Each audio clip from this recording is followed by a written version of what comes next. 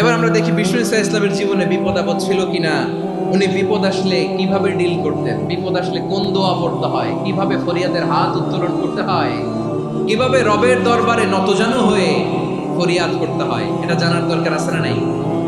আসুন আমরা বিষ্ণুনবীর জীবনী থেকে দেখি বিপদ আসলে উনি কি করতেন। বিপদ আসলেই প্রথমে বিষ্ণু ঈসা ইসলাম একটা দোয়া পড়তেন। কি পড়তেন? তিনি পড়তেন ইন্না লিল্লাহি ওয়া ইন্না ইলাইহি রাজিউন। নিশ্চয় আমরা আল্লাহর জন্য, নিশ্চয় আমরা কার দিকে ফিরবো? ভাই কথা বুঝলে সবাই উত্তর দিতে হবে। বিপদ এলে কি পড়ি? তাহলে বিপদ এলেই আমরা এখন থেকে ইন্না লিল্লাহ পড়ব, নাকি হাই হুতাশ করবেন? একদল আছে হাই হুতাশ করে, হায় আল্লাহ রে মোর কি হইল রে, মুই কি হরমু রে, মুই কমবে যামু রে, আছে না নাই? এরকম বিলাপ করতে নিষেধ করেছেন বিশ্বনবী।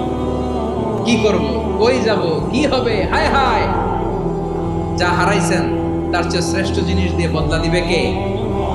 বিশ্বাস হয়? একটু সন্দেহ লাগে মনে হয়, একটু সন্দেহ আছে। যাদের বিশ্বাস হবে তাদের কি আল্লাহ উত্তম বদলা দেবে, ঠিক কিনা বলেন? এরপরে বিপদ আসলে নিজেকে কি করে আল্লাহর কাছে সঁপে দিতে হয় এটাও জানার দরকার আছে না?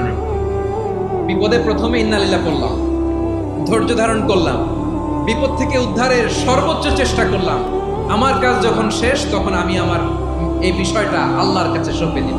কার কাছে সুপর্দ করব? কার কাছে? বিপদে বললে কেমন করে নিজেকে আল্লাহর কাছে সঁপে দিতে হয়, আসুন সাইয়েদনা ইব্রাহিম আলাইহিস সালামের জীবনী থেকে জানি। আল্লাহর খলিল ইব্রাহিম আলাইহিস সালাম আমাদের মতো সমাজ ব্যবস্থা পায় নাই।